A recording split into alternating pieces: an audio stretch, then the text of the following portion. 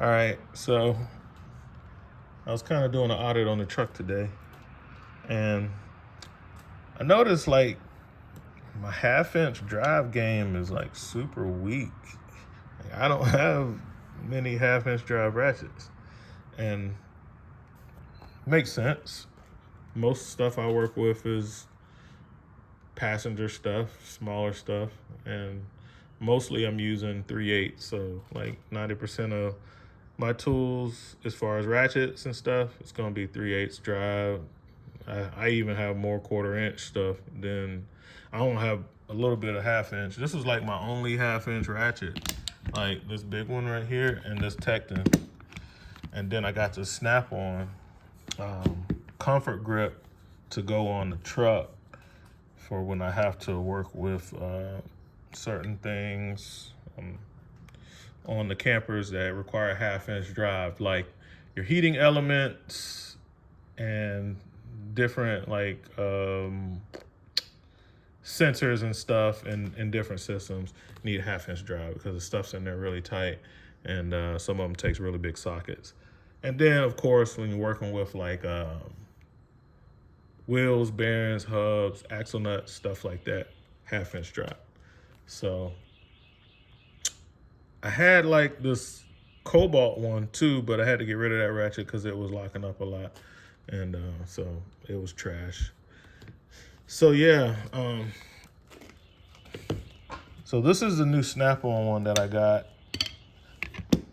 and so there's my old one, and you can kind of, let me get back so you can actually see it. So you can see how much longer it is from my old one, and then my Tecton, which is a flex head. So definitely keeping that on the truck too, because I might get in a situation where I need that flex head, especially if my extension isn't long enough and I need to get away from something. So, but I've added a couple of more extra long 1/2 inch extensions to the truck for that, but still I like having the flex head. It does help you get away when you have to do some stuff. But yeah, these snap-ons, this one is just too big to be on the truck. This kind of goes in my drawer, and I use this on working on cars and trucks when I got something that's really stuck. I get that. And then my 1/4 inch, I just had that out because I was did a little quick on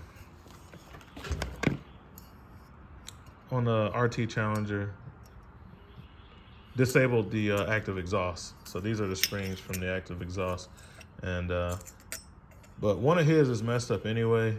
You know, those cars are kind of low, and one of them is not working. That's the check engine light that he has on. That's a very persistent code, so it's really something wrong. So we're just gonna go with like the Z1 Motorsports active exhaust delete sensors. And the reason we're going with that, even though on that car you can simply take the springs out to delete, is because there's a communication error, and because the motor doesn't work or whatever, it's not communicating with the PCM. So it throws a check engine light, and that stops you from being able to use your remote start and stuff like that. So we're gonna put the Z1, the delete kit on there with the simulators, and we'll take care of that. Did like an audit on the truck. These are like my go-to. They kind of messed up looking because I don't really get to clean the tools in the truck very much because I'm always on the go. But I just wanted to show you guys, you know, the stuff that I use. Like all this stuff, this is like my truck stuff that I'm just kind of getting ready. And this is the new addition, of course. It's gonna go on the truck. But yeah, remember I bought this, guys. This thing had the weird little tapered down anvil, so it's a 3/8 and a 1/4 inch body, but if you try to go ham on it, you're gonna snap the anvil for sure. But I do like that style of the comfort grip design. I really like that design. It would look better if it was clean, A lot of people don't like this new design. They say it looks too much like the icon stuff, but it looks fine to me, you know. But I really like that handle a lot better. It's kind of more similar to like what I have on the green, kind of more of the traditional handle style. I like this style better than the 100s. So, but it's a quick way to differentiate between your 100 tooth ratchets and your dual 80s, because if it has that other handle, you already know it's the 100 tooth ratchet.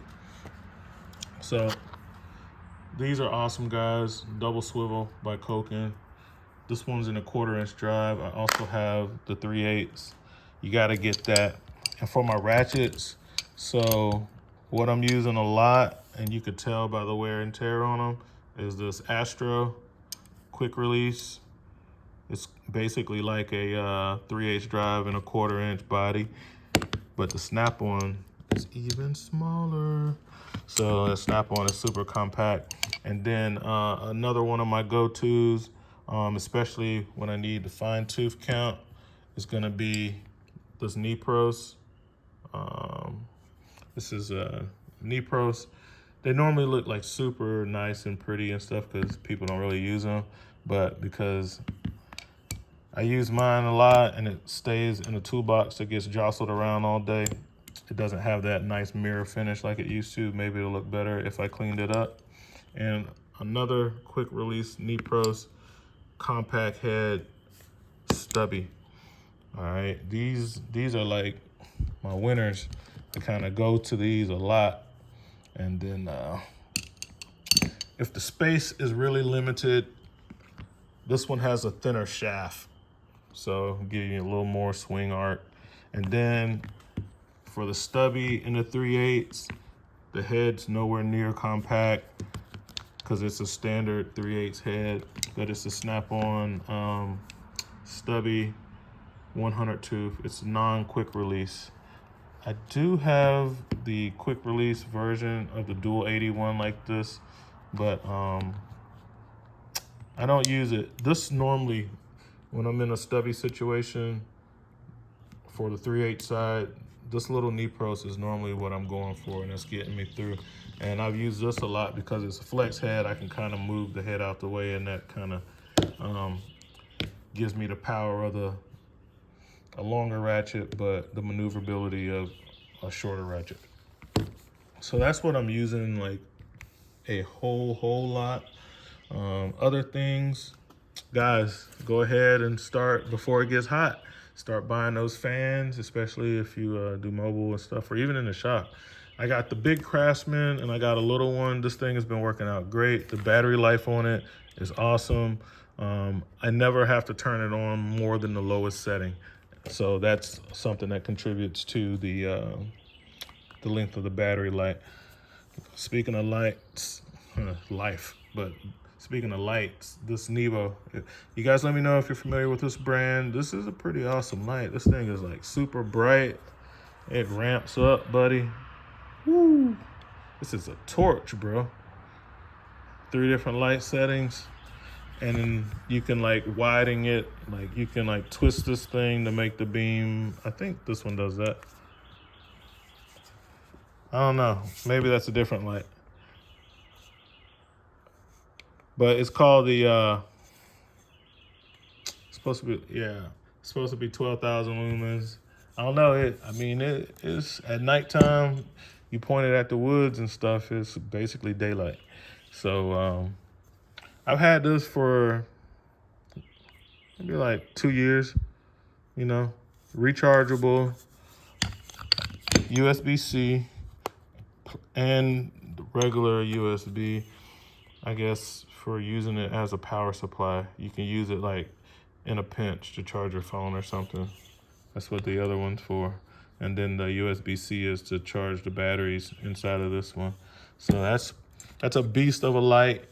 Aggressive, knurling, self-defense weapon. I mean, this thing is awesome build quality, man. That thing is nice. So you guys check it out. IP67 rated. Let me know what you think about the Nevo lights. Big old cob light. And then you guys know about the snap-on lights. Yeah, I was like comparing my 2 bit sets. This is the one that I use the most. Like, this extra stuff didn't come with it. I just put this in here because it's convenient. This other stuff. But I was wondering, like, asking myself recently, because as these bits wear out, I've been replacing with the snap-on bits because I really like this case. It's not like I'm so crazy about the bits. The bits are fine after they wear out. I'm replacing them with snap-on. But I have several snap-on bit sets. But see, to get these bits out, I like that. It's just a superior case. I like the case better. And I hardly ever don't use this kit because, and I'm taking one bit out. I probably lost it. PH2, small one. It might be in a bag or something somewhere. But yeah, this Blue Point kit, it has T8 through T30, and then this one doesn't have as many torques in the longs, but it finishes off the sets in the shorts. So it's like it gives you shorts and longs, but most of the times I'm wanting to use the long bits. And in this kit, the main problem with this kit, why I don't use it, there's no Robertson number 2s. There's no squares. But in the Blue Point kit, it came with a Robertson number 1 square and a number 2 square. So it is just like a more complete kit, and the extension. So if you need it to go extra long, you can. So, you know, the Blue Point kit is on point. What I'll probably end up doing is, because I don't use this kit much, I'm gonna take those bits out, put them in here. I'm gonna take all the bits that match up with the long ones and put them over there, and have it more of a snap-on. Have it basically a snap-on set in this nice Blue Point case. Right now, this is a snap-on bit. This is a snap-on bit. Those are the only ones I wore out. But T8 through T30, looks like I can get T27, 25, 20, and 13 in the flats and move over here, you know. But this is if you want the snap-on kit, and you do, if you could use the shorter ones. This is the like the part number and everything. This is the kit. The snap-on kits are kind of pricey, guys. Some people don't want to spend the money for the bits. To them, you know, a bit is just a bit. But I can appreciate having a really nice bit. They don't have to be snap-on, but I do like the snap-on bits. And I warranted them out a few times, because as soon as they start camming out a lot, because the corners get rounded, I get rid of them and take them back. Now, so one of the viewers said that you can warranty out the Blue Point ones. So I guess I was misinformed. Somebody told me you couldn't warranty out the Blue Point ones. Maybe my dealer was mistaken. And he's like, his dealer does warranty out the Blue Point ones. So I don't know. I'll have to talk to James about it. But I mean, I don't want the Blue Point bits back in here anyway. I'll just replace them with the snap-on bits. So we'll see what happens with that. But they're both good sets, and this is like it comes with this adapter for like your 1/4 inch, you know, like if you're using the anvil, like a ratchet, you can put it on a ratchet, or you can put it on your impact driver. And you know, if you got your 1/4 inch impact driver, like that 1/4 inch Mac that I have, you could use that. Okay, so good bit set. I'm probably gonna steal the bits out of here and add them to the Blue Point kit, because this kit I use every single day. So I'm definitely going to be doing that. All right, I'll slide that over. This is an awesome light, guys. Been using it. It's super bright.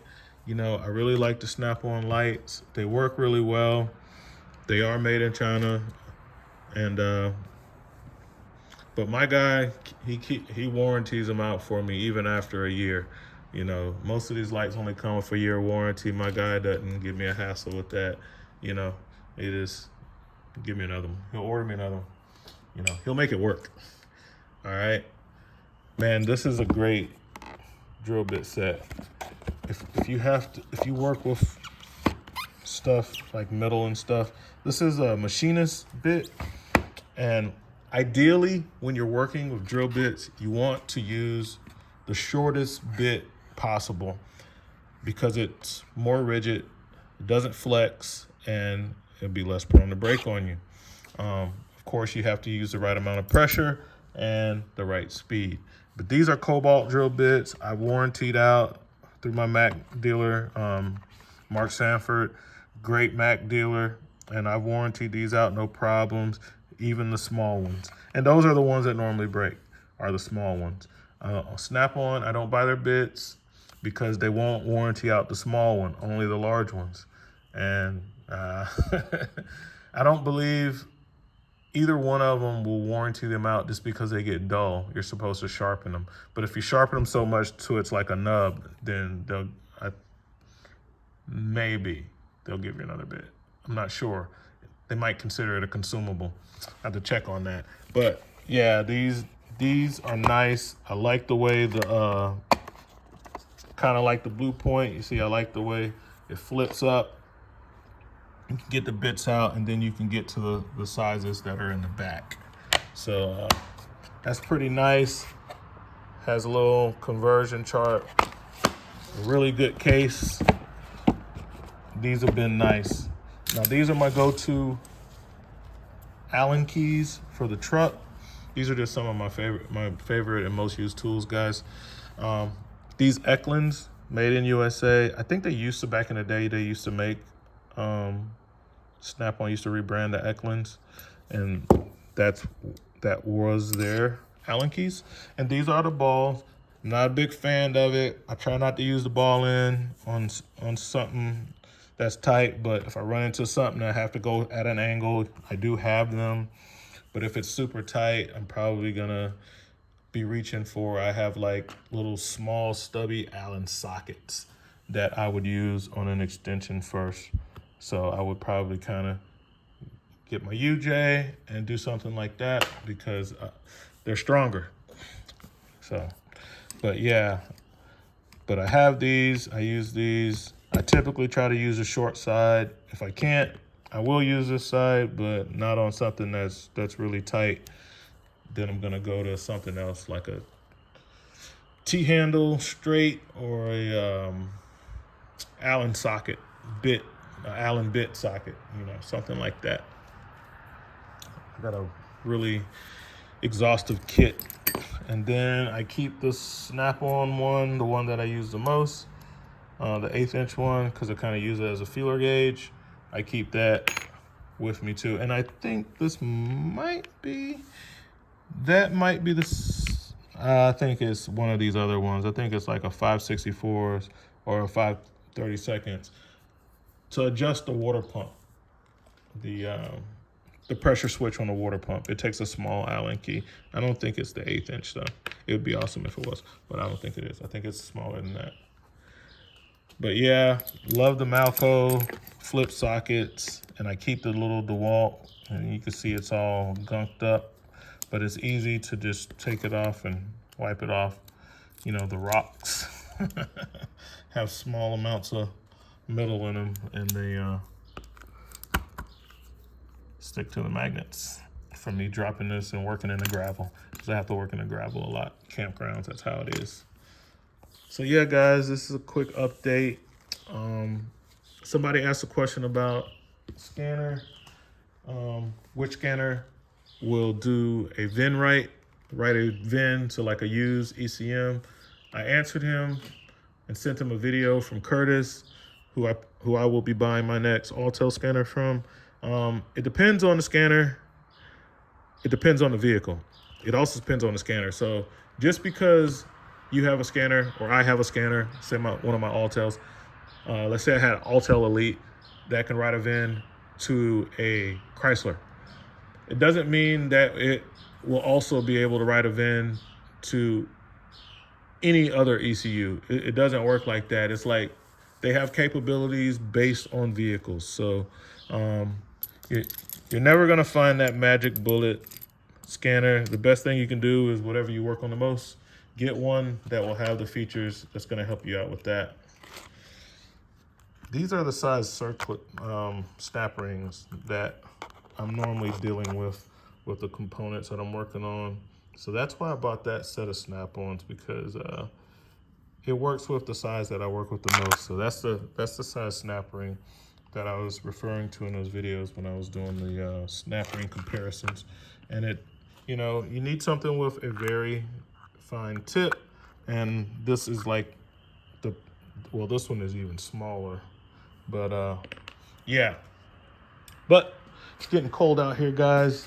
We'll take a quick look over here because I have been auditing the truck, and I've been going through my Vito bags. Somebody did ask me, why do I have so many bags? Why not just have one bag? Because the bag would be too heavy to carry and it would be counterproductive. I understand what you're saying. Like, this is a general bag. It has a little bit of stuff that can work on a lot of different things, but mainly this bag is a general bag. So if I'm working on a slide room, trim, you see it has a lot of pry bars in there, different pliers and stuff like that. So general work, this bag, but the main reason for this bag is for going on the roof. It's a full size backpack. I even got hammers and havoc tape and stuff like that. So this bag is my bag for when I have to work on stuff on the roof, because it's easy for me to put it on my back and go up the ladder, and I got mostly everything that I would need. I even have a little small Blue Point socket set in this bag. And then the rest of my bags are task specific. So in the camper, you're either going to be working on gas, plumbing, electrical, or like carpentry general type stuff. So I have that bag. Then I have this bag, which is for gas. So it has a lot of crescent wrenches, different type of adjustable wrenches, pipe wrenches, manometers, sniffers, a couple screwdrivers, you know, some nylon blue, stuff like that, right? And tape, you know, some PWZs back there, and a pair of cutting pliers. I keep a pair of cutting pliers in every bag. Every bag has a pair of cutting pliers. This is my plumbing bag, and so it has different type of wrenches for, this is like a short swing, tools for working with ear hose clamps, a couple adjustable wrenches, pressure tester kit, a wand for servicing water heaters, a couple of pliers, some Nip-X cutting pliers, and then various water pump pliers, okay? A torch, and then some specialty tools, and then of course some pipe glue and things like that, and then some more crimping tools and some hardware and pieces in there, bays and wrenches, you know, all plumbing related things, even a lighter, you know, pipe cutter. So that's my plumbing bag. And then this Vito bag, if you want to know which one's which, I'll give you the model numbers. Just ask me in the comments. This is my electrical bag. So I used to keep like a bunch of meters in this bag because this bag has meter pouches. This one was my meter bag, and then when I saw this MB5B, I was like, this is way better. So I have a Fluke 107 over here, and then I have a TR1 with my multimeter accessories, different leads and stuff. Over here, I have different electrical tools for working with, you know, everything from Romex to thermostat wiring, and then other electrical tools that I would need. And then some of my general tools that I'm gonna need: crimpers, strippers, screwdrivers, flashlights, pliers, lighter, heat shrink, things like that. I have a battery operated heat gun, but that's in one of the other boxes. You know, all my different tapes, connectors, cable TV kit, outlet testers, all of that. You know, a bunch of cassettes in the back, 25-foot meter leads, alligator clips, things like that, right? Connectors, fuses. So that's why I have so many bags. And this is all the stuff that I took out of them that I'm getting rid of, because it was just in bags where it didn't need to be, or as duplicate tools. Like these Allen wrenches, like I was saying, I don't like to use the ball end, but these are horrible and they always come loose. And I've replaced the set screws and put Loctite on them, but all of this stuff, I'm just getting rid of it, right? And I've kind of slimmed the bags down a bit and got them back the way I want them. So that's what I got to do sometimes. And I did the same thing with all the toolboxes. We're not going to look at that because it's going to make the video too long. I serviced my ladder. This stuff is great. It's power lube with Teflon. So now this is buttery smooth. I ordered a new ladder, so we'll have another little tool haul coming soon. I got the Epic coming, Epic 22.